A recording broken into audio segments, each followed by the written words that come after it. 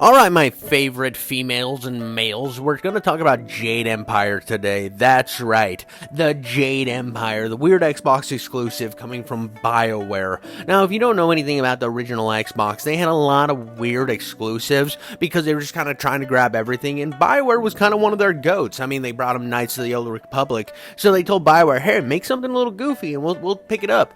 And right away, when I jump into this game, you know what I'm doing. We know exactly what I'm doing. I'm a gooner. I'm gonna goon, so I'm gonna pick the woman with the least amount of clothing, and whoever I think is the hottest, and then I'm gonna choose her. And she had a great name, Woo the Lotus Blossom. You know, I want to blossom her lotus, so obviously I'm choosing her. But around this time, like I said, the Xbox platform was a fledgling thing on the market, so they were just trying to grab stuff up and trying to facilitate a big group of exclusives to compete with Nintendo and PlayStation. And this game is one of those that's kind of forgotten about in time, but I feel like every self-respecting retrospective maker has made a video on this, and I wanted to throw my penis in the ring. I wanted to join that gangbang and really see my opinions on it. And the game starts out with a combat tutorial, and this game actually has a lot of things that will become more inundated in the later era of gaming, like your dodge roll, your parry, your block. It is very comprehensive for the time. I mean, after playing Fable, which, don't get me wrong, I think Fable is a better game than this, but this game actually hits you with some pretty interesting combat, and we'll get a little bit more into why I love the combat in this game a little bit down the road, but for right now, let's get into the story. So, old Lotus Blossom talks to the elder of the area, the dojo master per se, and you're gonna start to realize that this game is very, like, inspired by Japanese and Chinese culture. I mean, it's called Jade Empire, and the whole thing takes place in a fictional Asian land, and it's just covered in tropes. This is a trope-heavy game. If you've ever watched, like, Big Trouble in Little China, or any Jet Li movie or Jackie Chan movie, this shit's pulling from it as hard as it possibly can. It really reminds me of that weird Jackie Chan and Jet Li movie with the guy who played Goku in the terrible Dragon Ball Z movie, where I can't remember what the movie's called, let me know in the comments, but it wasn't a very good movie. Jet Li was like a monkey, and this reminds me heavily of that. It's just trying to be so many different things. I think what makes this game work right off the bat is that the characters you meet feel really interesting. Like the guy you just saw run off was trying to rizz up this other girl that you're supposed to talk to because your area's gotta, like, pirates are showing up, so you gotta go clear out the pirates, and you need to pick her up along the way, and that dude's just failing in his rizz. And of course, along the way, you could actually utilize that combat that you learned in the tutorial against some guys. I dispersed of them pretty quick.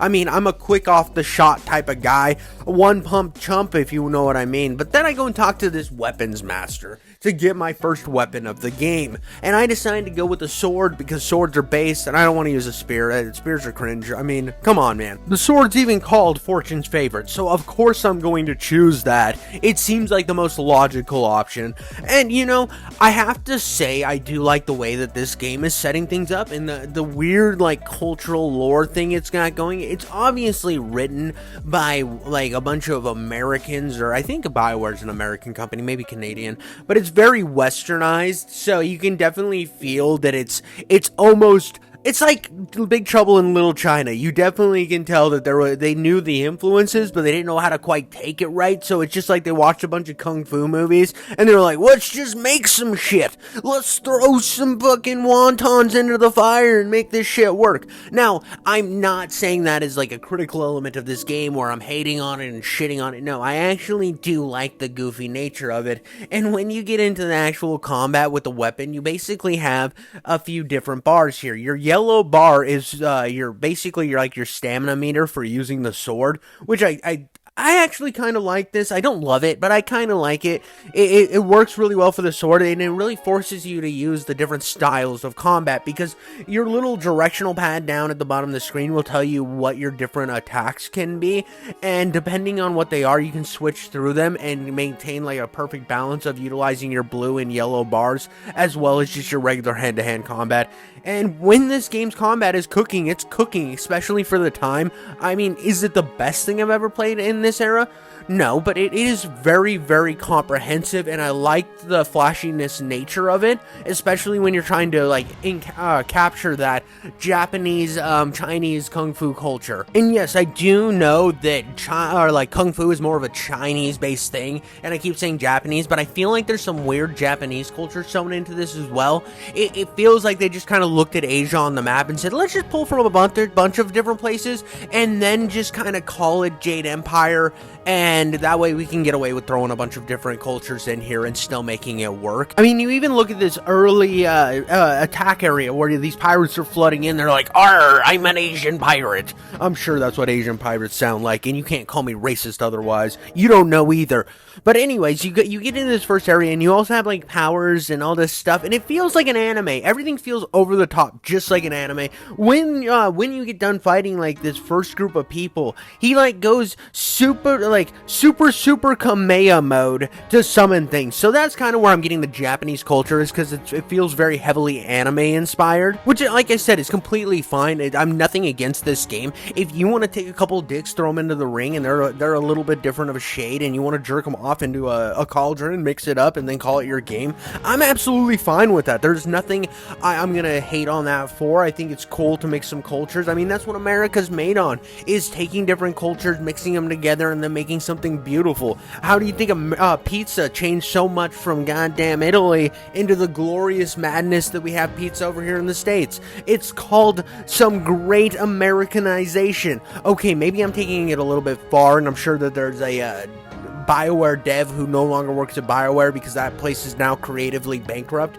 who's like, man, I was trying to pay homage, I really cared about these cultures. Sure, whatever. I mean, it's still Americanized look on things, and like I said, I'm okay with that, because when I'm playing this early section of the game, I was fucking jizzing my brains out. When the old dude came and destroyed an entire ship, it's like when Zoro cut that ship in half after the 2-year fucking break, where they're like, time jump time, Zoro can cut a ship in half. And I was pretty excited about this whole thing, and how this evil pirates guy, like, I'm going to bum your bumhole, and the fucking general guy was like, I'm gonna beat your ass. And one thing that I do have to hit with a gripe in this early part is I like the cutscenes. I really do like these cutscenes that come through, but the fact that it goes right back to staring at their face while they're talking is really disjointed, how it'll bounce between the two.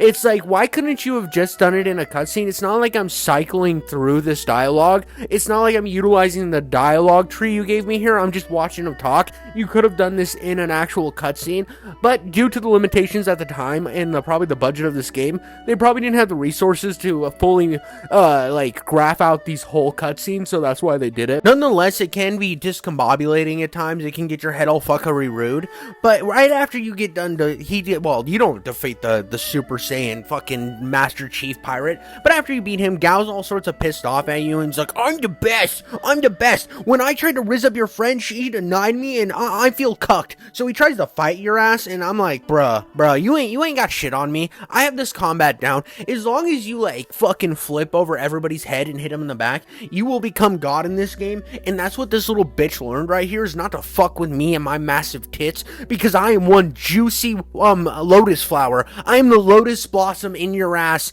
and he has to resort to fire to try to kill me. I'm sorry, bitch. I got all my homies on my side. Everybody's stepping up in this gang. We ain't fucking around with you, dumbass. You were a little cuck. You like to watch your wife get fucked while you sit in the corner. But after this, he does get not kicked out, but he gets kind of shamed, and he's like, hey, you're a little bitch. Why did you have to try to cheat in the fight? Which is kind of funny, because you eventually do learn powers like him, and it's not considered cheating when you utilize those powers. And this is kind of where this is the early stage of the Paragon system, like you saw in Mass Effect. This is where you first start to see that in game. But before I go into that system, I'm going to go into the backstory, the actual, like, what your character is in this game. So you are the remnants of a society long dead who belonged to the Water Dragon, and each one of these little groups throughout the Jade Empire kind of worshipped deities, and your crew worshipped the Water Dragon, and the Emperor was like, hey homie, you better give me that fucking dragon so that I can control those water juices, or I'm gonna kill you. And his brother, the old guy that saved our ass from the pirates, he was like, I don't like this anymore. I don't like our conquesting. I want us to just be happy and in peace and be down with that cringe bullshit. And he decides to save this one little baby who's supposed to be like the super god of the area. They're gonna be the next great thing. And so he hightails it out of there with you.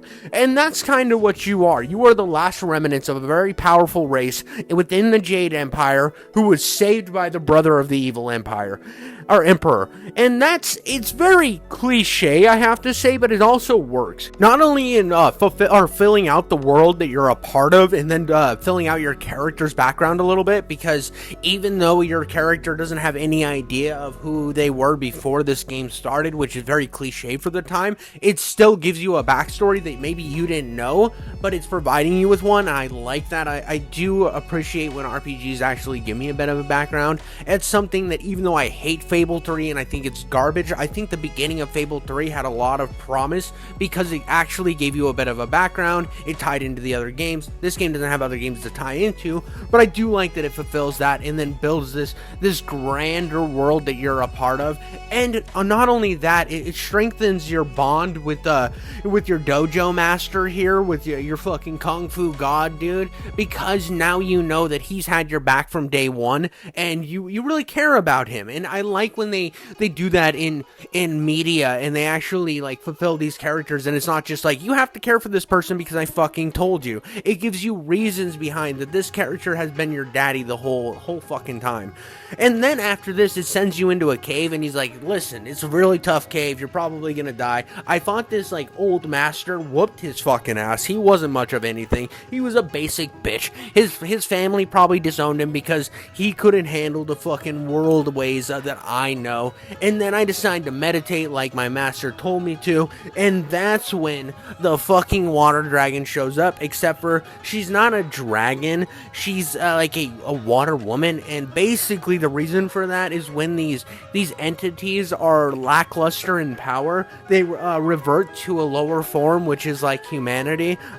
I like this little lore stuff. This lore stuff that they put in this game sometimes really works. As much of a mashup as this game is, and as it's throwing me in the beginning, it does work, and I do like this little background knowledge. But basically, you find out that there's all sorts of evil shit going on, and you're gonna need to solve it. But before you can solve it, your friend that was getting rizzed up by Go gets fucking kidnapped, so you have to go find her. And along the way, you find this dude who's fucking around with a spear and making me rethink my whole opinion on the spear from the beginning of the game. Because I'm not gonna lie, homie knows how to work a shaft in this cutscene. He definitely knows how to utilize himself a big brown stick. You don't understand what I'm saying, I'll spell it out for you. He knows how to work some brown penis. But at the end of the day, I actually looked at the way he utilized the spear and I'm like, combat looks pretty cool. I wonder what it would have been like if I decided to work some shaft. And then I remembered, I'm happily married with a child. I don't need to be working any shafts other than my own when I'm lonely and they're out of town. But anyway, you decide to help this gentleman out, and he ends up becoming one of your friends. At first, he's kind of coy about it. He's like, listen, I don't know if you want to work with me. I'm not really a great guy, or at least I wasn't a great guy in the past. But anyway, he joins up your cause, and you guys enter into a deep, dark cave together.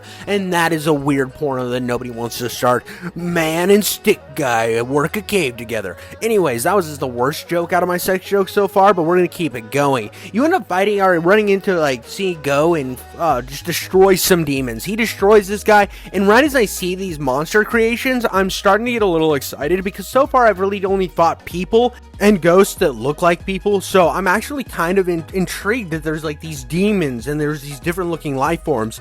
And right before I fight these guys, you see kind of Go basically talking to your friend, and he's like, listen, I have feelings for you, so I kidnapped you so that we can be happy together. And she's like, that doesn't work. And here's the thing for you incels out there, and not that I hate you because you're lonely. I'm not incel. It's just a term.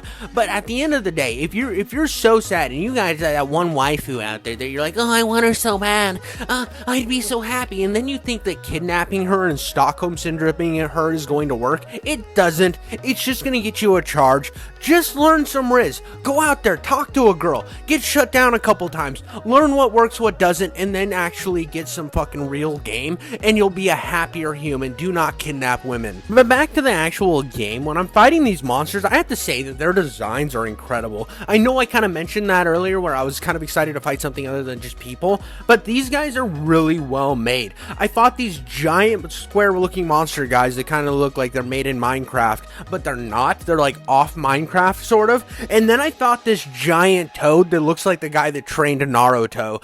And look right there. I got a style that says Toad. That will become important later when I do my first upgrading. You will see it is goated. But basically, you finally get to go in the girl, and he's like, I'm not gonna let you have her. And I'm like, well, sorry, bitch. You've been a douchebag from day one, so it looks like I'm gonna have to kick your ass. It looks like I'm gonna have to put your little bitch ass in his bitch place, and you're not ever gonna get a good milking from a woman ever. And that's kind of what I do. He thinks he can come in with a kick right away, and I shuck and jive him really, and he's got nothing on me, bro. I don't have a ton of health, so I know that it's time to bounce behind him, throw some magic balls in his direction, because I did get fire magic, so I'm kind of utilizing his own bullshit against him. It didn't work really great. I wasn't the biggest fan of the fire magic. I know I didn't level it up or anything, but it just didn't feel like it was for me. I just felt like I was a shitty version of Goku that was never going to make it in this world, that I wasn't meant to be a fire magician. So I decided to use my sword, and I just shoved that shit right between his cheeks and gave him the old prison shower experience. But we also find out during this section that Go called his daddy, and his daddy's a mean son of a bitch who works for the Emperor, who kind of commands this group of assassins. I think they're called like the Lotus Assassins or something. And you find out that homie with the spear used to be one of these Lotus Assassins, and how they're the real SOBs of the world. And you need to get back to your little town because they're going to be swarming in. They're going to be dropping their big assassin meat right on your town's face. I mean, some of them are women, so it's some of those meat flaps they're just gulping up the town with. So you get into your little weird glider, and this is where it starts to become like crazy, because you get this glider, which is weird to begin with because they didn't have these in this time period, and you're like, oh, this game's going fucking Motasmo mode, going all sorts of goofy wookie, and you get into this plane, and then begins your weird Space Invader sections of this game. Now, I have to say, I like this. I liked it in Nier Automata. I do like that they did it in this game. You get some really beautiful cinematics, and on top of that, it also adds a lot of ambiance to the area, because this whole entire time you're seeing your entire little village just getting obliterated underneath you. And I think that it also pulls from other media, like I said. It works with that, because I think Avatar was going on at the same time as this. I might have my timelines mixed up, because I'm not sure, but I do feel like Avatar made it work, and I think that this makes it work too, even though it does feel very experimental and very simplistic. I do like the one fact that it is showing your towns just getting obliterated, because you're trying to go save everybody, but it looks like you're a little too late, a little past gone. Rest in peace, Toby Keith, you goddamn goat. But yeah, your town has been obliterated. It's got the wrong end of the shaft, and that shaft is just covered in the worst type of chlamydia that could be imagined. So when you show up, you gotta try to save everybody, or at least try to find your master, because he's been your daddy throughout this whole grind. And you meet all these assassins, and I make quick work of them with my friend.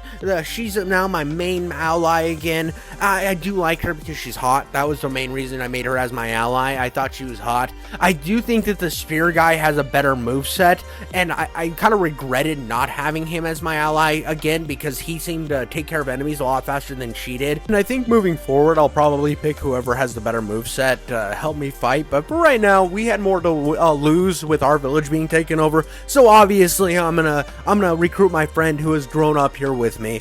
But yeah, we take out these assassins like they're nothing, because they're a bunch of pussies. More the cat kind than the vagina kind, because they don't take that good of a beating like a vagina kind can. More like a cat. Like if you kick a cat, it's usually dead. I don't actually kick animals, but I just think if you kicked an animal hard enough, they would die. Which I'm not suggesting to do, because if you're the type of person who's gonna kick an animal to death, you deserve to die in Minecraft and Roblox, and I don't want to say in real life, because I want to keep my YouTube channel. But you are a garbage human being, and I don't like you. I do like, however, how this game doesn't have enough confidence in its flying sections, that it actually asks you before the flying sections begin, hey, do you sure you want to actually do this, or do you just want to skip it? Do you want to fight or evade? I usually choose to fight, because like I said, I do enjoy these little reprieves of playing fucking Space Invaders between each little area I go to. I think they're kind of fun. I thought they were pretty flashy. Like I said, I enjoyed this, but I do like that BioWare didn't even have enough confidence in these little weird experimental sections that they were like,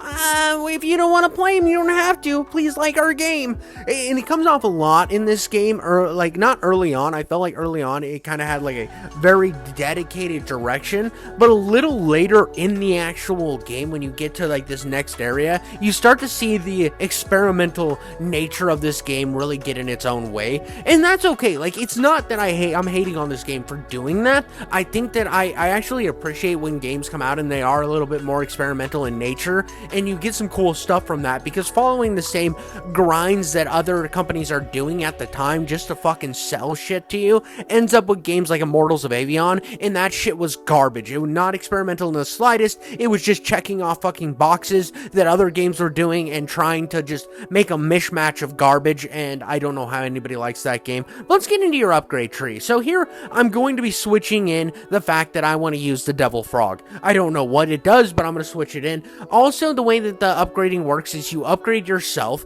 your health, your stamina bar, or your magic bar, and then your fucking sword bar, and then you can upgrade each individual style of weapon, as well as hotkey it for quick utilization during combat. I really like the way this is laid out. I think it works very well. I just really like the UI for the pause menu and the upgrade system. It's not very in-depth. It's not giant, tons of different stats you have to fuck with. It's very simplistic, and when I do get to use this frog, this is where I think this game's experimental nature and some of the goofy stuff they did in here is absolutely phenomenal. The fact that one of my movesets to utilize magic is just to turn myself into a demon toad and then fuck shit up. How cool is that, dude? I am pounding so much clit here, all sorts of clits being slapped. This is cool. This is the type of stuff that I love to see in games. This is video game as fuck. I mean, it is truly wacky. I love it. It's good. I want to keep doing stuff like this. I wish more games had goofy stuff like this. And credit where credit's due, again, this game's combat I think is really fun and very diverse. Even though it's incredibly simplistic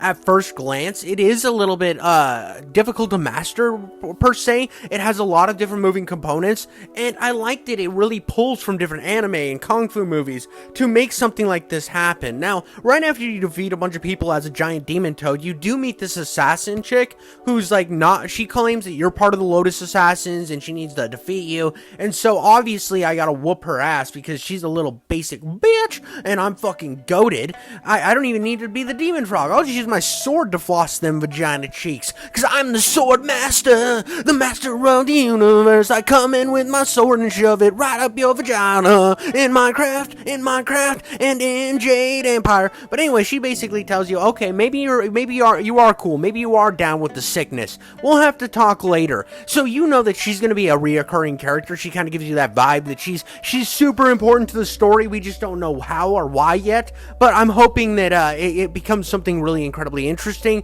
But as for right now, it's just a very interesting jump in what could be a great development in the story. But now that I'm in a new town, it's time to kind of explain how I think this game has kind of positioned itself.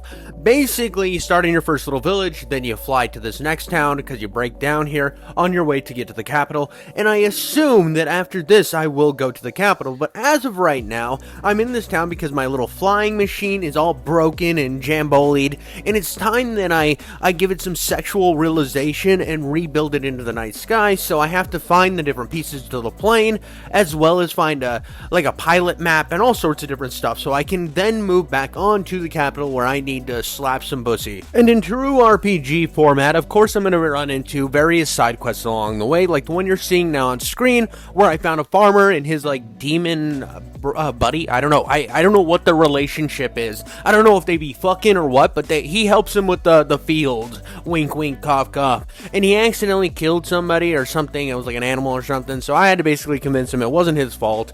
Kind of a goofy little one-off side quest. And then I start progressing down to get this little amulet that supposedly is down this direction, and there's a bunch of demons that want to fucking kill me. And after I kill some demons, these ghost children pop up, and basically they said that the last time there was a flood, flood. They were kind of drowning because they were orphans, and the guy that was like the orphan master didn't save them, and they were never buried right or whatever. And that's where BioWare comes in to ask the important questions. Do orphans even deserve a proper burial? I'm on the side of we should bury orphans. I think that it's the right thing to do. But hey, some people are out there just getting all willy-nilly with it. When they find a dead orphan, they just chuck them in a meat grinder. And I'm not for that. Hey, I think we need to take a stand and say it loud and proud. Orphans deserve proper burials. And god damn it, I went and found their orphan master and I gave him the what for. I said, hello, sir.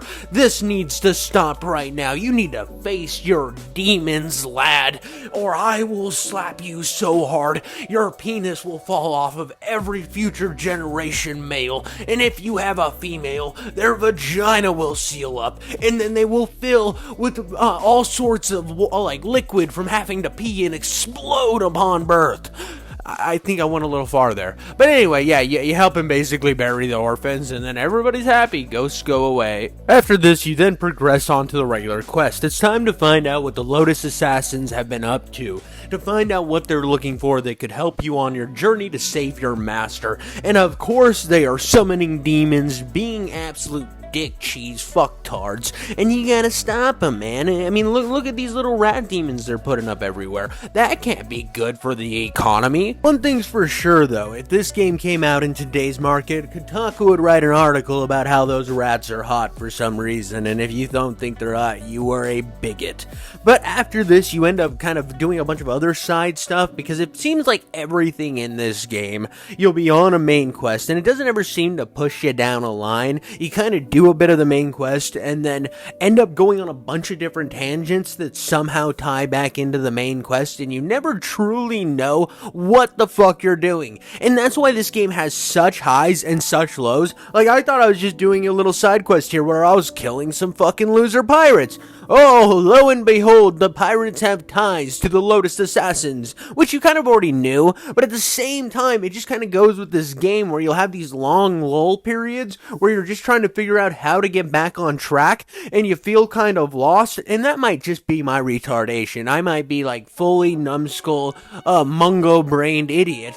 But at the same time, I'm looking at this, and I felt like so many times I was just kind of wandering about and just happenstance fuckle-duckling into the quest. Because moments after I disperse these pirates, all of a sudden, I'm back on track, and I'm like, what the absolute fiddly fuck is going on, man? I'm glad to be back on the quest trail. I'm glad that I found the guy that destroyed my village and has caused all sorts of hell in my life. It's cool that I found him, and I found the guy who's kind of the boss of these douchebags. At the same time, very convenient, and it was right after I defeated the pirates, and now I'm in this weird place, and they just happen to have a guy who invented the flyers. Wow, how convenient is that? This is working out really well in my favor. I'm glad that I did this weird pirate side quest that I didn't know I really had to do. This is fucking perfect. And that's kind of how this game portrays itself. It's like, oh, do this side quest, and you think it's a side quest, but actually it's the real quest. And the only way you know a quest is it has a little yellow flag on the fucking map, and it really doesn't tell you which ones are more important than the others, so you're just kind of running to every fucking yellow flag, which sometimes adds up to saving orphans from their fucking ghosthood. Once you actually catch up to all these guys, and you see that they have the old scientist guy in a corner, and you're like, I need him, he's important to my cause, I need to do it, and everybody like points at you because you're a baddie who's thick with the sauce, and they want a piece of you, so you have to destroy them, but you don't even have to fight him because he lights them on fire. You still have to fight him, but they're fucking debuffed because of the flames burning out of their asshole. Super convenient how the one scientist who builds flyers for the enemy is also not like a bad guy, how he wants to be a good guy. I mean, what are the chances of that? Though he has all the Empire's money and he's just like, I didn't want to do this. They kidnapped me. It looks like I'll help you fucking kill some people. I mean, yeah, it's nice and it works for the story, and I understand that stories have to have shit like this or they cannot progress. It just kind of works out a little too conveniently in your favor. You get up to the top of the whole pirate station and you find the money man behind everything, and if you remember Gao from earlier in the game, game, the guy who thought that kidnapping a woman makes them like him. Yeah, the guy that we killed. And his dad's all sorts of pressed about that. Somehow killing somebody's child makes them mad. What a bitch, bro. And so I had to teach him a lesson. I fucked him up right nice like. I shoved my sword up his cheeks and flossed and played his asshole like a fiddle. I'm Charlie Daniels Band in this bitch. And now I know that I have officially ended the guy who pays off the pirates, but they still have ties to the Lotus Assassins. So I don't know where the fucking Lotus Assassin guy is, and I'm guessing that he will pop up during whatever next section of this main quest I jump into. We then get to jump into another flying fighting section, which again the game has no fucking faith in, so it asks if you even want to do it.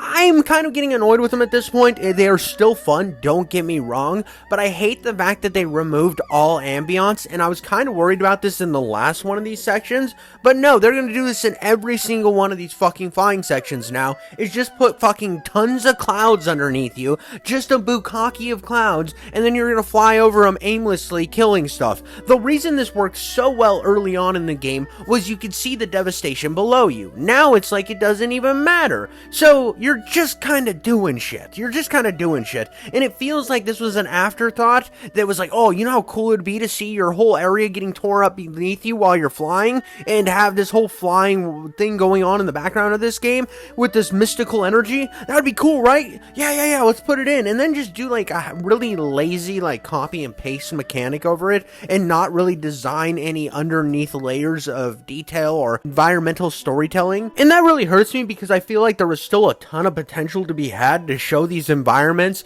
even if they're like low poly count bullshits underneath the plane. Seeing clouds is just kind of an L. But now that I am truly back into the main town, it's time to figure out where the fuck I need to go again, which means I'm gonna do a lot of random side quests. One of them is there's this chick that's like stalking this guy because when they were children, he had promised to marry her when he was like 6, and this bitch is now like the leader of a pirate group in like a full badass mommy Tommy, and she's destroying shit, and she's like, hey, you promised to marry me, and no one else wants to marry me now. And he's like, listen, that was when I was 6 years old, and I'm like 30 now, and I found a wife that actually loves me, and I haven't seen you in like 10 years, so why the fuck would I want to marry her? Which then spurs into a quest of finding this bitch a wife. A man, a husband. So I then proceed all around town, bringing in every suitable single dude into her presence to have her talk to them, and she kind of sucks. She's not the worst. Everybody's got their fucking benefits. Even like bad games have upsides.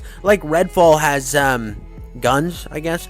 But like you bring people in, they have a conversation with her, she tries her best. Some of them are absolute fucking douchebags. Like there was this one fat guy who was just crying. He was just crying all the time. He was like, man, nobody loves me because I'm fat and I'm stupid and I own a farm. And you bring him in to talk to her, and he's like, you were a bad guy? It's like, bro, you weigh 400 pounds. You should be happy with her fine ass wanting to be with you. She'll probably do some mommy-dommy shit, and you had to be a bitch and just run back to your farm. Shut the fuck up. But you eventually do find a guy that is perfect for her. You see, there's this craftsman. This craftsman's a lonely guy who has a failing business. He is one of the best craftsmen to live in this town, or maybe in the whole entire Jade Empire. The problem being, he keeps doing shit for people for free because he's too nice of a guy. Well, you see, our pirate queen here, not that she's a bad person, but she can put the screws to somebody. She can fucking put their dick in that little like chamber of prison thing that mommy dommies do, I think, on the porns, and she can like put the screws down on people, and they'll pay her the fucking money they need to pay her. So in the end of the day, this is a perfect business venture for the two of them, and I think that he needs a stronger influence behind him because he's too nice of a little lad. And of course, they work out perfectly. I am the fucking matchmaker made in heaven, and I am also God. And the next quest I go on even proves further that my character is basically a god in this world. Because you see, you're kind of talk to this guy, and he's like, oh, my village is all getting pushed around by this fox god thing, and it's not fair. We didn't do anything to the spirits. And of course, he gets like wrapped up all Evil Dead style, and she turns him to stone, and then puts her eyes on you. Like, what the fuck did I do, dude? Why are you going to attack me? And it's gonna like, it wants to molest me here, and I am not cool with molestation. I think it is not based. So of course, I am going to put this little fox demon in its fucking place. proving that I am the absolute Giga Chad of the Jade Empire. Because did you see me break out of that stone? That's right, your god powers don't work on me, you stupid fox god, you little fucking two-tailed bitch. Look at me stand up and stare at the heavens with my nice big tits. You have no power over me. After preventing my would-be sexual assault, I then moved to find this guy with 2 axes just obliterating some spirits. Like a Chad, like a Giga drunk. Because he is drunk. This guy is like a drunk axe, like a king of the arena guy. His whole thing is he's a great fighter. He ends up joining your crew because anybody that seems to even sorta based in this game wants to hang out with you. It's probably because of your tit size, if I'm to be honest. I mean, if I saw those mammy whammies, I would literally say, hey man, you need my assistance. I might not ever get to suckle upon those, but I know that just being around them gets me bricked up. And one funny thing during this whole section is you find out that basically some people are like, oh, that fox you fought, they're a bitch and they suck and she just wants to kill all of us and we're just happy villagers. And then other people are like, there's some demons afoul in here and that's why everything's cloudy and gray and sad, is because of this demon uprising. And you can't really see a demon uprising, you see a lot of spirits and you think maybe that could be a part of this demon uprising. You don't really know what's going on, so it's time to open this portal. And the way you do this is you go and find a crystal from this village and they're like, you got to do this to destroy the portal that goes to this other world. And I'm like, I don't know if I'm going to do that because I want to see what the other world looks like, purely selfishly. And I don't know if this is going to fuck your entire village or whatever, and it could be the evil solution, but I don't trust you guys because you look like you're on meth. So I then fire up this whole thing, get the 2 lights of the certain kind of color that then turns them purple, and bammy whammy, baby, I open a portal like a badass Giga Chad. And that's right, I am the ultimate chud. All other chuds bow down and look at me and wish upon thee that you were as good as I am, because I am now in heaven. That's right, all that whole village was lying to me, because I'm in fucking heaven, and these foxes are actually the good guys, but they are outnumbered by the evil in the area. And see, I knew it, I'm so fucking smart. I have a brain power of an IQ of 1,000,000, and you all need to just look at me and say, King Jiffy, you knew that you were badass. And of course there's demons fighting in heaven and you gotta tear their asses up, which there is nothing more fun than fighting frog demons as a giant frog. I don't know what there is about it that makes me so happy. Maybe it's the thought that those frog demons are like, the fuck? The big titty lady turned into a giant frog like me. How should I defend myself against thee? And then they lose, and I just know that it would hurt them deep inside and fuck up their psyche. I don't know what kind of demon psyche a giant toad demon has, but I know that I'm playing some mental games with that bitch. But you basically find out here in heaven that on Earth in that village, all of those villagers are possessed by demons, and they're secretly hiding in the human bodies. And when you go back to the village, they all turn into these fucking ugly gremlin looking guys that I love the enemy design in this game. I have to say, it has some really, really great enemy design, even with the regular human styles. The fact that a lot of them use very differentiating styles of weapons, and the combat encounters are always so diverse. I really enjoy this game. Now, the combat isn't very deep. After you kind of master it and know what to do, you can pretty much steamroll through every single enemy encounter, but the fact that the game keeps it varied enough to be interesting for the most part, I do have to say, good job, penis tap for you, my friends. And of course, you're not going to be just fighting a bunch of little douchebags throughout this area and then it's going to be clear. Of course, there is an ultimate evil in the area in the form of a giant fucking, like, egg. It looks like a giant egg, like Humpty Dumpty the demon. I'm gonna call Humpty Dumpty the demon that wants to fucking kill you. So obviously, you need to buck up and shut up and nut up and fuck up, because you then begin the boss fight. And this isn't like the other encounters from enemies you've had in the past, because you see, you cannot do regular damage to this big mammoth jamma. The way you have to progress this is there's pillars around the entire arena, and you have to destroy those pillars. And once those pillars have been knocked down, they then drop rocks onto this stupid little idiot. And the best way to get the rocks to actually hit him is to hide behind the pillar until he is very close, drop the fucking endless amount of rocks on him, and you will eventually defeat his ass and he will explode into blood. But in defeating him, you have now created created a giant fucking cave-in that you have to escape from. So you and your allies, while defeating all the monsters and mashing them up into little pieces, decide to make your exit from this horrible area, and with the help of your newfound friend that you found along the way that has, oh that's right, an important piece of your journey to get out of this bitch, because everything you think might just be a little side area, again, flows right back into the main story by freeing the possessed fox and also getting whatever you need to hightail it out of this bitch at the end of the day. As you progress down your new path, which of course is going to lead to the actual ending of this area, you find this weird demon guy who has the amulet that you've been looking for, or the piece of the amulet, and he's like, I'm not giving it to anybody until it's the person that I was told to give it to, the last of their kind of the water people or whatever. And I'm like, hey, I'm that bitch. I'm that person you were looking for. I am him. Or her, I guess. I am fucking Herm. And the crazy thing about this giant demon is that the way it has its ability to bounce in between realms is by utilizing the body of a child, which is super fucked up. And consider me incredibly intrigued by this, because they kind of live simultaneously through each other and have like this codependent relationship. And I have to say, I fuck with this creature so hard. I think it is the most interesting thing I had seen in this game thus far. Through all the weird suspects that have joined my party, this was the one that I knew I was going to have by my side the most. And throughout most of this playthrough, you will see that I have this, because it's just so funny having the little girl running behind you, and then you go into battle and it's just a fucking demon.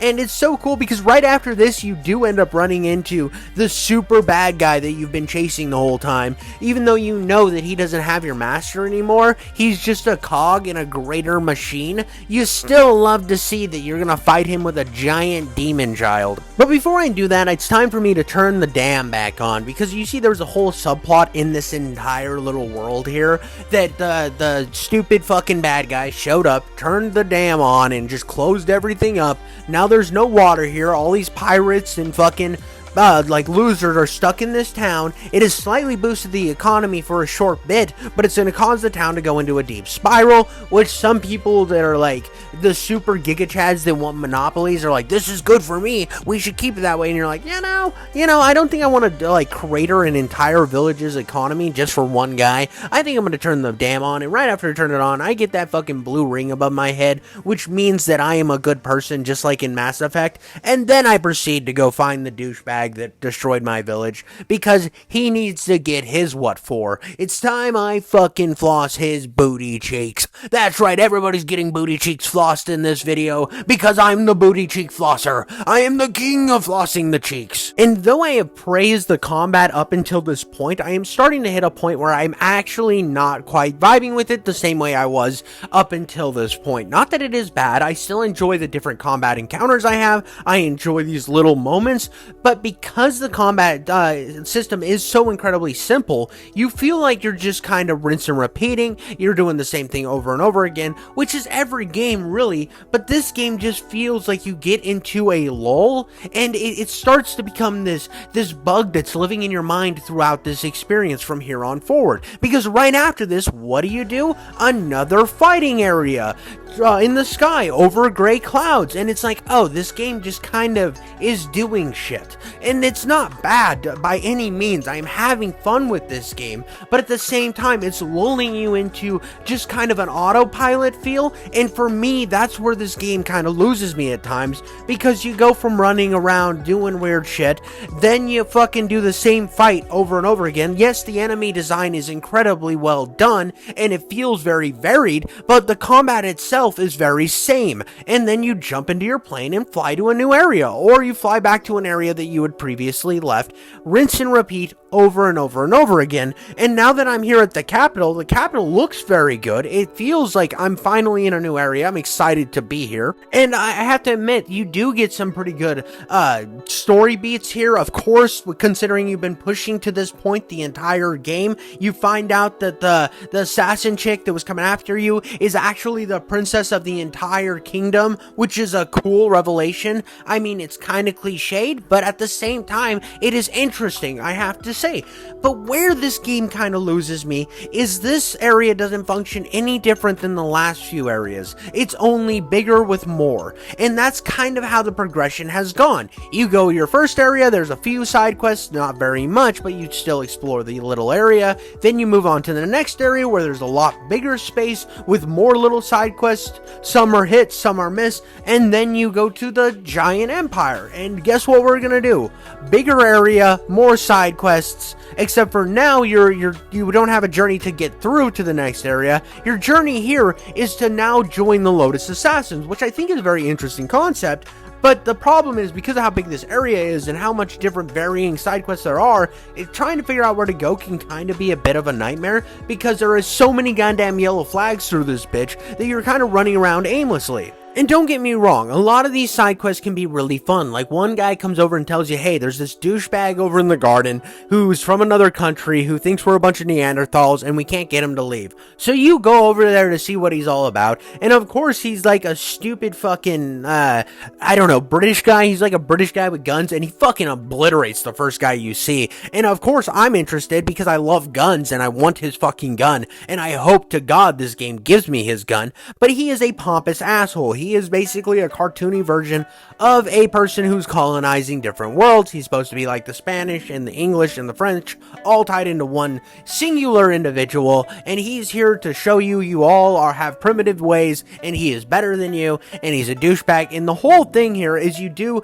a weird fucking competition where you argue logic between the two of you, which it's not hard to beat him because his logic is so cartoonily evil that it makes no sense. And you go through and you kind of fucking go either dismissive, actual, aggressive. You have all these different options, and your goal is to get 5 people to vote on your side. And once you get all 5 people to be like, hey, you're based, let's move on, you then get to fight him. And then, yes, you do get his gun. Even right after this, I decided to go to this little kung fu school and then fight a bunch of the people at the kung fu school, and there's this kind of underlining story there. But I think the main issue with this whole last section is you're going after the entire of the empire and not one evil individual, which has been pushing you through the entire story up until this point. Because the first 2 little areas, you had one evil you were going after, one face you could put on the evil. And yes, the emperor is a face, but he's not like that overwhelming evil energy that you felt before with the guy that you were following previously. And I understand that the story has to go in different directions, and now that you're infiltrating an entire evil government. But to me, I kind of was losing focus here because I was just kind of doing side quests, and at times I was getting really fucking bored with just doing side quests. And don't get me wrong, this kung fu school side quest is very interesting. It's really fun going through and fighting each one of these leaders of this kung fu school to eventually go talk to the actual leader of the kung fu school, who is kind of an SOB. His whole thing is he was like sneaky, and he was like, I'm a douchebag, and I'm gonna have one of the people who disagree with me killed in this kung fu school. He's kind of an evil SOB, and he got his rise into power by finding out about a kung fu technique that is like, he can copy people's souls. He rips their soul out of their body, and he then obtains their techniques. So he's an evil son of a bitch, and you have to then fight his ass, which I think is a very cool idea. I like the whole overarching that this guy rose to power through evil means and then tries to form the school in his own identity, and when you fight him, it's very cool, very climactic. I enjoy this whole section, but at the same time, I'm looking at this as, well, I like this, but I don't feel how this is furthering the story anymore. It just feels like a side quest, and it sucks because the other side quests seem to tie so heavily into the main quest that this type of stuff feels out of place now. When previously, any single time you would go into a giant side quest like this, it ended up having some huge nuggets dropped on you that would have impact on the main story that you were seeing firsthand right away. Now, is that a big problem to me? No, I've played a million RPGs where the side quests are just cool within themselves, but when you have this previous precedent set, it kind of feels like you hit these lull moments between these side quests because you're not getting these giant story drops. And it kind of puts into this bigger perspective of this game and its experimental nature. Yes, it has interesting concepts, and it has a lot of good things going for it, and I am enjoying these side stories. It's just the fact that it is a tonal shift from what you've been previously given in the game thus far. But I did enjoy this little quest. You defeat the main bad guy of the Kung Fu school, and then you move on to the actual story at hand by going in a different direction. The direction being a combat coliseum, and this part has its ups and downs. When I found out I was going to be doing a combat trial, I was very excited. I have a thing for combat trials. I just played the Fable series on this channel, and out of the Fable series, 2 out of 3 of them had really good combat encounter chambers, like combat coliseums, and I have to say, this game still has a better combat coliseum than Fable 3. I just think it goes on a bit too long, because after every fight, you then are exited from the Coliseum, you then talk to a random guy, the random guy tells you have another fight, you go down there, you fight the next fight, you go back, and it starts out one enemy at a time, and you have to go through the same dialogue over and over with this weird guy in blue. And it's the whole point of this, the whole thing is you're trying to become one of the secret assassin guys, the Lotus Assassins, and infiltrate their group. And the best way to do that, there was 2 ways. Go talk to some guy and lay down some super riz so that he thinks you got all the skibbity and you're enough toilet to be entered into the Lotus Assassins, or do the cool way and just start killing people in an arena. So I obviously choose the arena method. Now I do get a really interesting side story stuff going on with one of your crew members that is a part of your group. He's the guy with the 2 axes, he's the big brooding guy, and come to find out he used to be one of the champions of this little arena.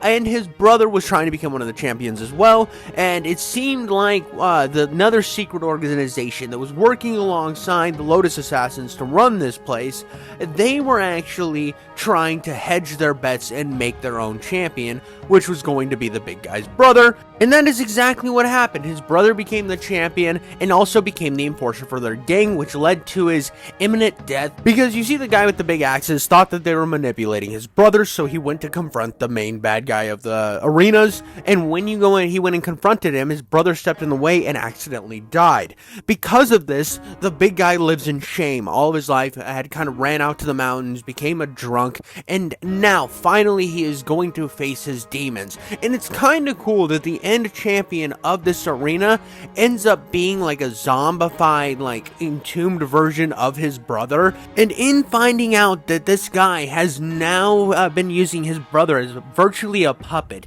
he is angered, he is completely distraught. This is a horrible situation, and he strikes his brother's zombified corpse down where it stands, only to then you are transported into his body to play from his perspective. And I found this incredibly interesting, and it is another moment in this game where it is utilizing something I didn't know was ever going to be in the game, and it's very experimental, but it works. This is really cool stuff. This is the type of stuff that keeps me engaged in this game. Throughout this entire experience, every time I would find a low point that I was like, I don't know if I'm liking this game, it would flip the script on me and then get me just so hard I can't handle it, because this type of stuff is going to pull me back into the story and keep me engaged and make me feel for these characters, because I'm not just reading dialogue off of a screen. And that's one of the biggest problems with RPGs at times, and I know people are going to disagree with me, but I feel like when you're hearing about these stories of these people and then you solve the problem for them when they could have solved it themselves, you kind of have this taste in your mouth saying, hey, it's not that great. But this game throws you in their shoes, and then you get this better perspective.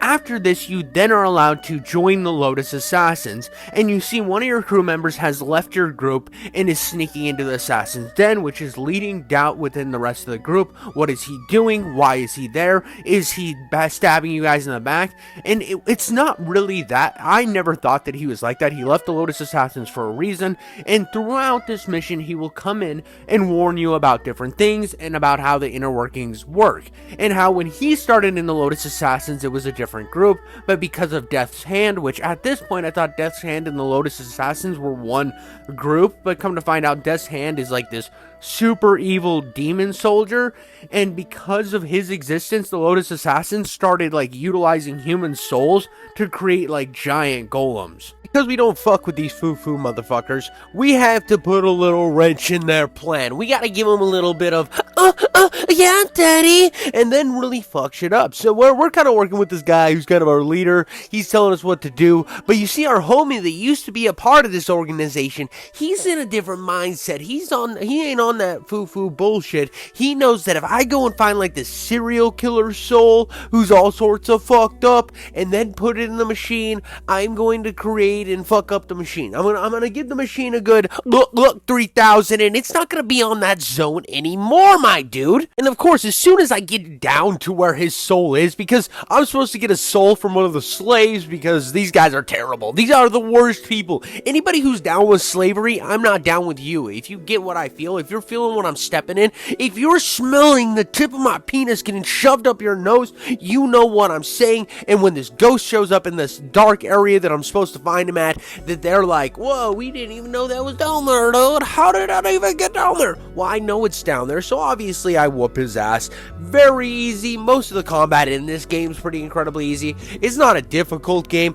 I do still love the combat through this whole entire experience. Even the parts where it gets a little tedious, I'm still enjoyed it. And at this point in the game, I'm starting to feel a ramp up. I'm starting to get this energy that was solely missing earlier in the last little area, that I'm starting to get this like dick hardening fun that I've been waiting for throughout this entire experience. What makes a BioWare game great? Now, I didn't play the Dragon Age games. They're turn-based. That's cringe. But I have played the Mass Effect series, and one thing that all three of the Mass Effect games have done that I've played is they have fantastic ramp-up moments, and I feel like I'm starting to hit that zone, even though this is just the setup. These are the little fucking nuggets that I'm plucking off of a taint to build up into a giant tape monster of a beautiful orgasm of a story. I know that this is just like the preamble for that, because I'm freeing some slaves. Let's go, my boy. Underground train yard, lining up the punches, knocking them down. I am the best. I'm a good guy, ending slavery, and I know that Martin Luther King is looking down on me. He's like, you're a good guy. You're a good dude. I understand you. So, obviously, I gotta free the slaves, and even when I get to the outside, the last actual part of this game, because this was a side quest, freeing the slaves of the inner sanctums of this juice rocket here, I do know that when I go back outside, I have to stop more slaves from coming, because this whole thing is to kind of cause a little cabal, so that your leader will then become the big leader of that. He's gonna replace his boss's job. I don't know. I didn't really care about that shit. I just knew that I was freeing a bunch of slaves like a goddamn G. This is how we do it in America. Except for this isn't America. This is like some Asian. This is like an Asian mix fucking game. It's Asia light, I guess. I don't know. It just feels like it pulled from every fucking culture over there. It's like, hey, a little Korean. Bam, bam, Emerald Lagasse. Fucking, let's throw in some Japanese. And then we throw in some fucking Chinese. Woohoo! And then they're like, the bad guy's North Korean. After you get all this stuff done, you then kill the bad guy, and your boss becomes what he was, and you go and confront the head leader of this secret organization. And of course, they're like, oh, we're gonna bring up the bad guys to life, because we're gonna be the bad guys, bringing the rock golems to life. And of course, they go all fucking wackily doodled, because we made that shit happen, because we're that guy. We're that freaking guy, pal. And of course, the main bad guy now knows that something's a fucking fizzly snorted.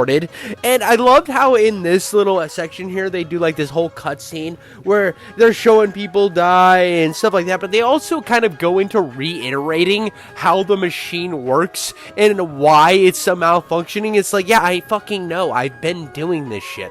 I've been here. I've done this. I know what you're doing. Why do you feel it necessary to tell me this shit over again? I mean, look at this cutscene's like, yeah, we take the slave. We take the stupid slaves. They're not people. Slaves aren't people. We think they're fucking cringe. We think they're cringe pulse nuggets, and we want them to die. So then they take them, they throw them into a little machine, or they gotta drag them first. You can't like pick them up, you can't like carry them on a gurney or anything. No, you gotta drag them and throw them into a thing, and then they pour the fucking ooze on them, the ooze daddy, and then you got your rock golem. You got how the process is made, and I like that you kind of see this process previously, and then it reiterates it to you, but just with a grosser cutscene. I actually didn't hate this. I thought it was a little funny. It's not great. great by any means, but it was enjoyable. It's kind of just like one of the ladies like, I know how this machine works, and I think you fucked it up.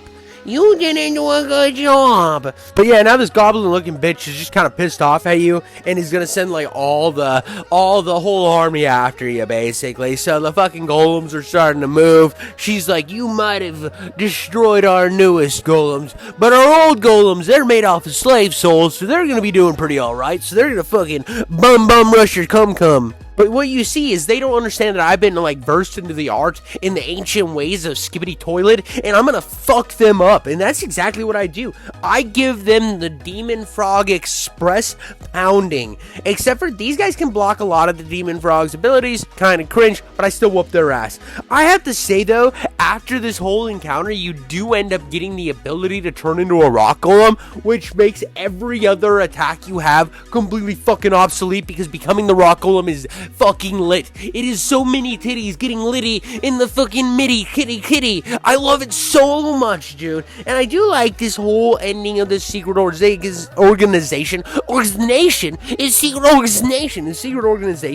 because you get this whole meetup and you find out that there's a secret zombie guy that's showing up. It's just got so much cool little details here, and the ramp up's getting real, and I'm getting very excited for what this game's going to relay to me, because you're starting to see that, it might not just be the secret organization, it might also be the king himself might be a douchebag, and there's this constant struggle between what is the actual truth. And when you're about to get killed here, it's like, it's so good, because that one character that you didn't know if he was gonna be like screwing you over, which I knew he never was. He's been helping me through this whole secret organization mission or arc. He's going to fucking make his last stand against this, and I felt for him here. I really cared about his character. I felt like this was a good ending, good send-off, baby. Tipping your fucking hat, giving them the fucking flick of the dick, flick of the clit. He's giving him the good send-off. It was cool fight, and watching him just kind of fucking like riz his way around this son of a bitch to get himself a little bit of area to have the fucking actual ceiling cave in on not only himself but the zombie fucking samurai guy, I thought was a very nice touch. I was kind of in a low moment before I got into the secret organization level. I was running around that last capital area. I was bored, I was annoyed, and then once this section kicked off and he did a sacrifice, I'm running through a falling down cavern, I was fucking hooked, dude. I was fully on board with this game. I wanted to get to the end. I wanted to see how it progressed. It was a phenomenal experience for me, and I just love the atmosphere here when you're running through. Yeah, it looks old. Yeah, it looks kind of shitty, but I think it still sends the message that this fit bitch is under chaos. And I don't know. This was a great section of the game, and I can't wait to see how the final payoff turns out. And of course, because this game is this fucking game, after we get out of that and go talk to the rest of our crew and decide to actually go to the castle, we have to do a flying section. I mean, you don't have to. You can just evade.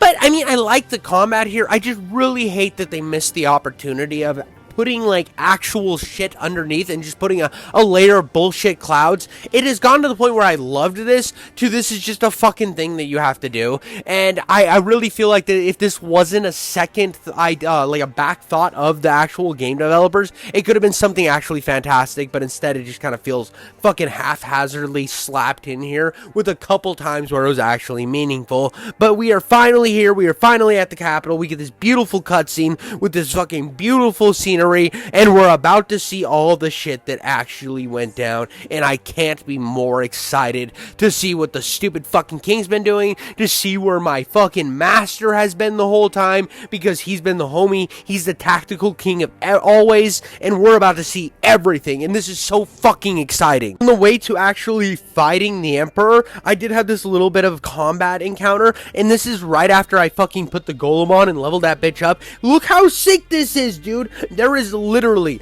no other attack form in the game, no other martial arts form that is as cool as this. You become a giant fucking rock golem and smash everybody's anuses in. This is what gaming's about. This is what we're fucking here for. And I just had to stop and show you a little bit of that clip, just give you a little bit of taste, let you suckle on my nipples for a short little bit, and then you actually meet the emperor and find out that he died. This fucker died when they actually got the jewel, and it's like now embedded into himself, and he's a fucking mystical little being. And this is where the game just goes fucking insane-omo, dude. It's pulling the dildos out of its dildo chest and sucking on all of them, and I love to see it. And you go through this little gauntlet of enemies for this area, which I fully appreciated, because it felt like an actual pointed direction of what the earlier gauntlets were in the game. This feels like a better gauntlet, and again, I wish that gauntlet was a little shorter at the beginning of the game, or middle of the game, because this one's fucking perfect. This is perfect. You got 3 little gauntlets, you move on, you go to the cooler shit. But after the gauntlet, you get to the little sus knocker himself, the little fucking cum guzzler emperor, and you fight him, and you get your final fucking boss fight. You think this is the end. You finally feel like you've brought in peace to the Jade Empire. I mean, he gets his ass smashed because I'm a rock golem. Look at me. He thinks he's all cool. I'm a fucking rock golem. You can't do jack or shit to me, you stupid pussy ass ghost. You are a bitch. I am better than you, and there is nothing you can do about it. Come on now. I'm goated. You're a bitch. And when once Emperor Douche Nozzle is finally finished, finally put into the ground, your master's free, everything looks like it's on the up and up for you, this is it, his statue crumbles to the ground like an act from God itself. It is time to be happy. We've gone through all this hell, we've been through the ups and down turns of the Jade Empire, and it's finally time to just put the controller down and enjoy your cutscenes. Only none of that matters, because as we have previously found out, this is the brother of the Empire, and he is known as the genius strategist, and his whole entire plan from the very fucking beginning is to take over the Jade Empire and become a bigger, more powerful version of his brother, and he is now the villain. What a fucking twist. Oh my god. Shake it up, baby, now. Twist and shout. The brother is the evil version of the Emperor. Yeah, that's right. You got a song. You got a fucking song. That's what we get. He is fucking able. He tries to kind of recruit you, but I'm like, nah, I ain't on that boo-boo shit. I ain't here to be the villain too. I'm gonna fucking end you. But no, he hits me with them like super kung fu blasts right to the fucking titties. He hit me in the titties with some kung fu biddies. I could not handle it, and he kills my ass right here. And what the fuck? What the fuck? I just want you to put yourself in my position. Seat yourself into my fucking couch, in my fucking living room, and look at my TV and think, wow, I've been just playing this whole game. This shit took me way off fucking beat. I die and wake up in fucking like purgatory. I'm in fucking purgatory now. This shit took me to a different level.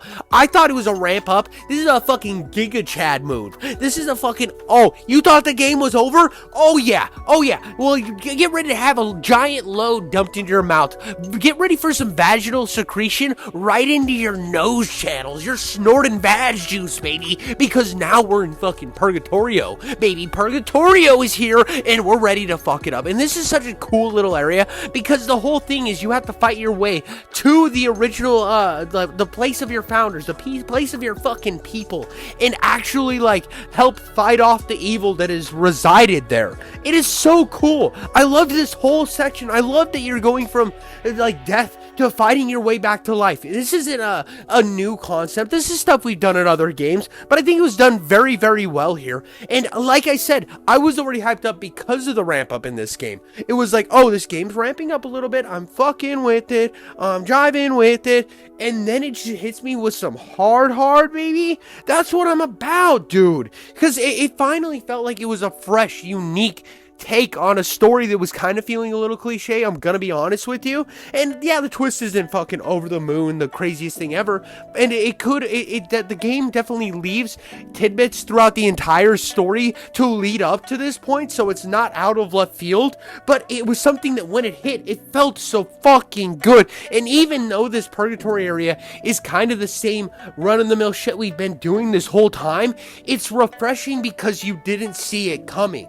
I don't know. I was really hyped about this part, and for a game that was kind of bouncing from incredibly mid to decent to then hit me to fucking peak, this shit is peak. It's amazing, and this is what I fucking signed up for. In this moment in the game, I went from like that capital where I was like, I don't fuck with this anymore. I don't know if I want to keep playing this game. I think that a lot of people lied to me with telling me this game was good, to I understand. I fucking get it. I'm here. I'm excited, dude. I'm fucking pumped. This is what I play games for, is moments like this. And I couldn't be happier, because let me tell you something. When I play a game, almost every single game, I want the game to be good. I know there's a lot of videos on my channel where I kind of shit or poo-poo on games, and that's going to happen. I'm not going to like everything. And anybody who tells you they like everything is purposely not trying to explore different horizons, because you're going to enchant yourself with new things and find out that sometimes the shit is bunk.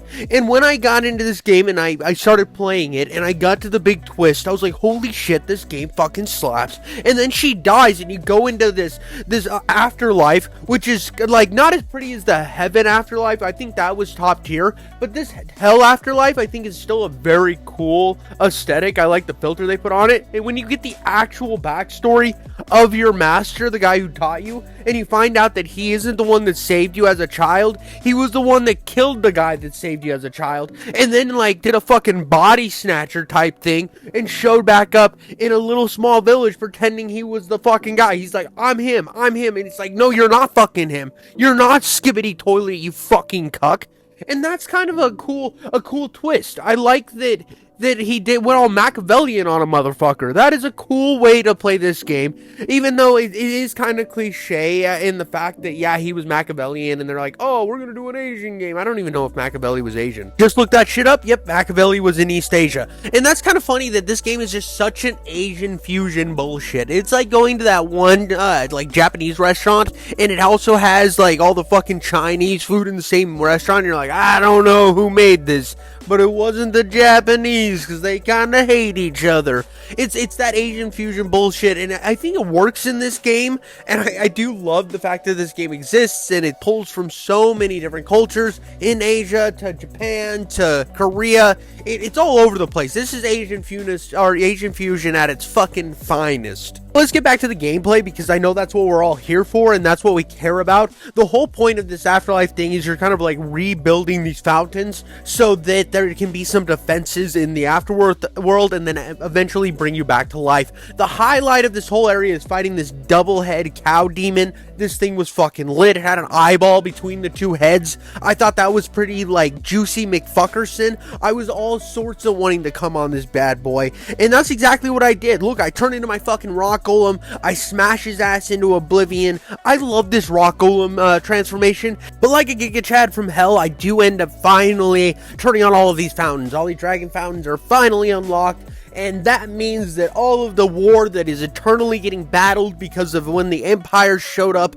destroyed their little water kingdom, which eventually you end up getting saved from there. You end up putting them all to rest, bringing peace over the whole hell, whatever this fucking ghost plane is. You have saved their asses. You are the McQueen of Cootie McLovers. I love this shit. This is the type of stuff that I was waiting for. And yeah, this game had a slow burn, and I have to say there was parts of it where I was just kind of like, I don't know if I want to keep wanting to do this, due to this game's weird experimental nature, because it feels like a lot of points in this game were just kind of thrown in there to be like, oh, I think this would be cool in a game, let's fucking try it out. Especially like the hand glider areas, or the plane fighting areas. They feel like they were a really good idea when they were put in the beginning of the game, and again, we will get back to them later in this video about how I finally decide to do something with the plane levels.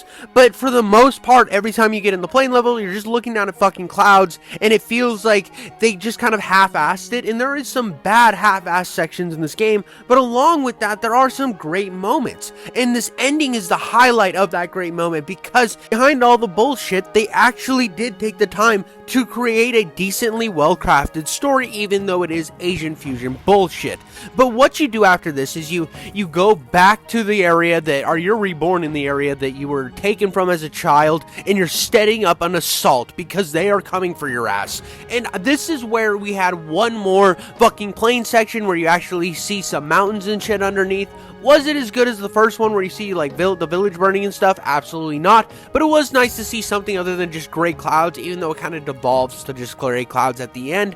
It was nice to see that they did implement it in a meaningful way, and you could have the choice to do this. And the whole last siege of your last area is about making choices and how are you going to prepare for this siege. And that was something really brilliant, because even though you have like light choices throughout the game and there is your side quests, it never felt like I was making any hard choices on what to do, other than like your occasional dialogue option and like fixing a dam. It never felt like there was like hard questions, but this was like a cool strategy on how to fight the war, which was an interesting twist because of the fact that your enemy is an incredible strategist. So it's like your strategy against like the fucking Machiavellian strategy. I don't know, I really like that whole war motif that this game ended up going into. It's something you don't see in a ton of games with a high-end war. Even like Skyrim, you can like fucking pussy way your shit way through the entire game and then not ever choose a side and then fucking have peace negotiations, and yeah, that's cool and stuff, but I like that you're actually preparing for a war like hardcore in this, and you're like setting up different like vantage points to take out a bridge. Like right here, I'm defending the bridge while these fucking guys setting up goddamn bombs. Like I'm in the fucking good, the bad, and the ugly, baby. Like, oh,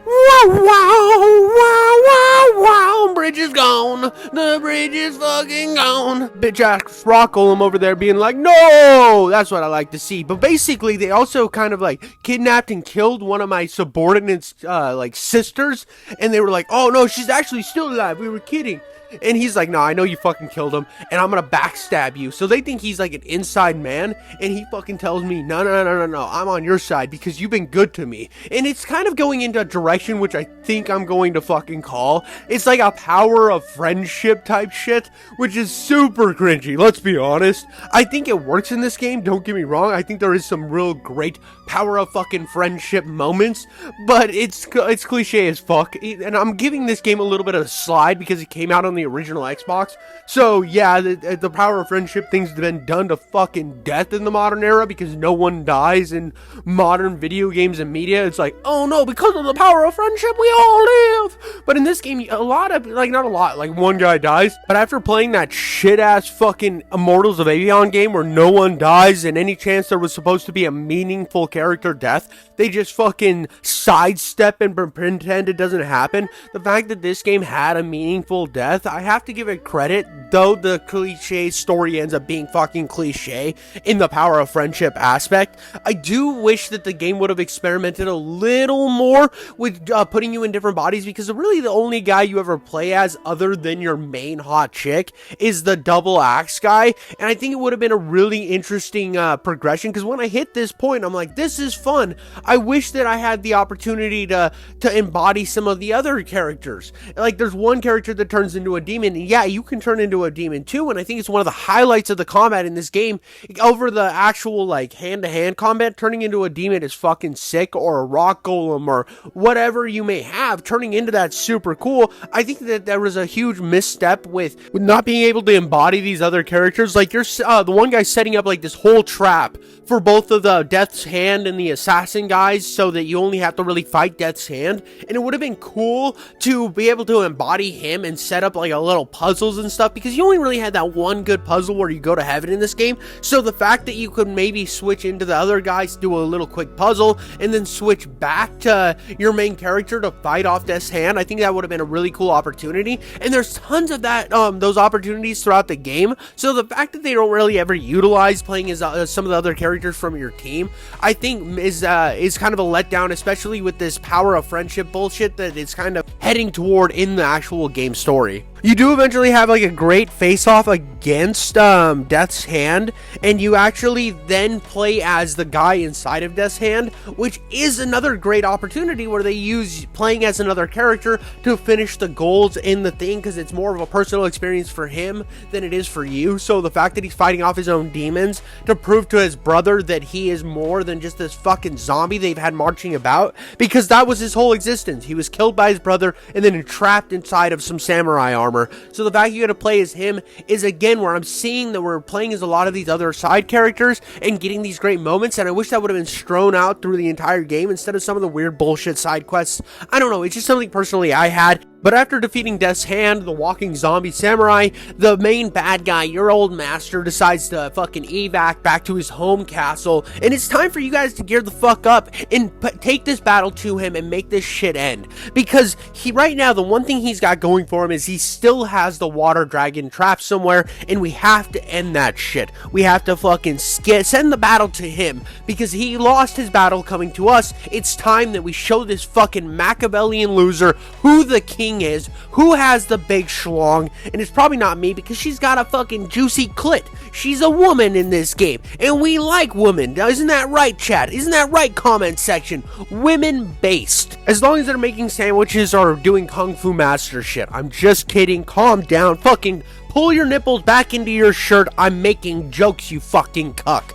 But you basically get to the castle, and the whole thing is they have basically the dragon impaled, and they're just dragging fucking water out of it, slowly deteriorating this fucking poor dragon god's juiciness. They are juicing a fucking god. It's fucked up. It's a monstrosity of a thing to see, and you realize right then and there you have to destroy this bitch. So you throw a spear into its fucking gear shaft, and nothing is better than stroking a gear shaft. I mean, impaling a gear shaft, and you destroy it, and now you have the upper hand, and this fucking Machiavellian loser is going to get the WWE SmackDown he deserves, because I am so goated, and I let the fucking dragon god live in peace and finally have the rest that she so deserves. Because fuck, man, this is a fucked up game. And as I get to the fucking Machiavellian loser, he decides he doesn't want to fight me, and we get another gauntlet.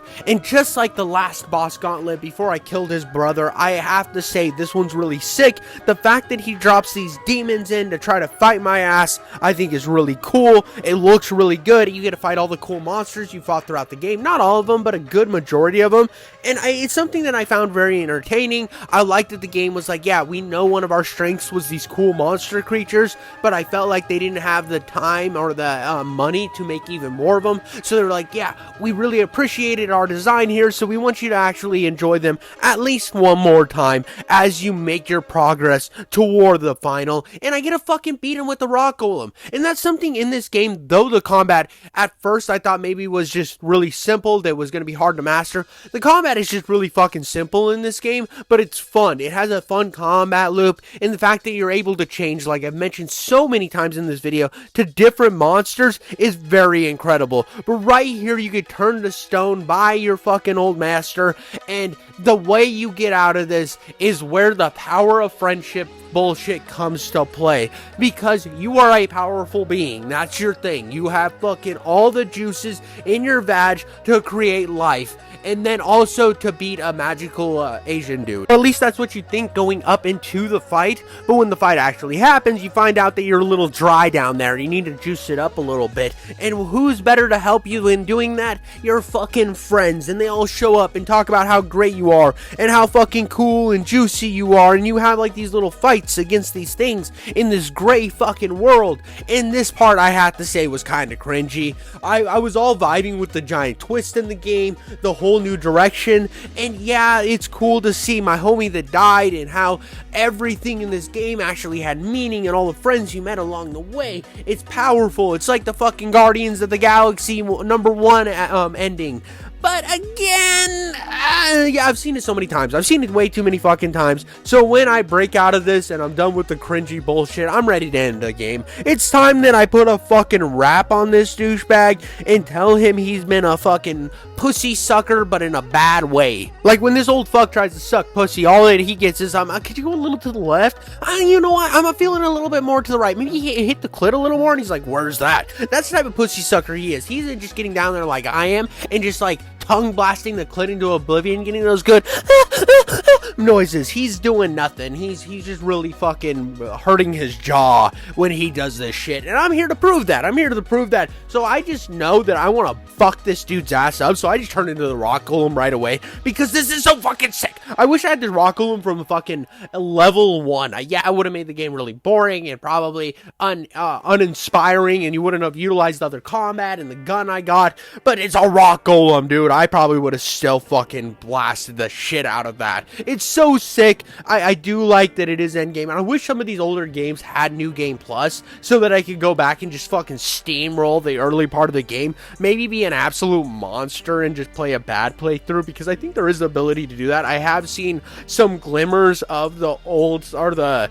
Mass Effect style system in this game, this is another thing that I really love about this game, because I love Mass Effect, and this game is just fucking Asian fusion Mass Effect. That is exactly what it is. You can see every inspiration in this game get fucking perfected in the Mass Effect games, or at least in Mass Effect 2. Now that I beat that gelatinous old bag of dicks, I've finally freed the Jade Empire, and I have to say that I really enjoyed this game, even for all of its faults and some of the really fucking boring areas of this game that felt like the side quests were stupid, especially in the capital. I felt like more side quests were bad in the capital than were good, and that sucks for an end game type of goal, especially when the first 2 sections had really good side quests. It still has an overall great rating to me in my mind, and I feel like the experience overall is something, if you love the Mass Effect games, you will enjoy this game, especially by the ending, because they have the same systems that push you through the Mass Effect games push you through this game as well. Another thing I think that this game does that's so different than a lot of games is, like I've mentioned a million times, the fact you can turn into different monsters. It feels like Mass Effect with more perks, and I love that aspect of it. But at the end of the day, guys, I'm glad I hope you enjoyed the video. I hope that you had fun, at least through this review. This thing took me a fuck long time to make. I didn't know how to make this video, and I turned into kind of a rambly mess, but I hope you enjoyed it. I'm out.